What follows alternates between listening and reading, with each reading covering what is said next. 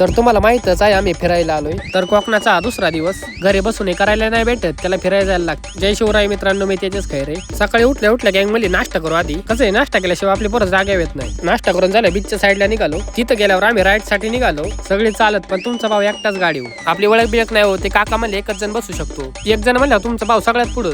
आता पाण्यात जायचं म्हणलं चष्मा घ्यायलाच लागतो, का तर फोटो चांगला आला पाहिजे.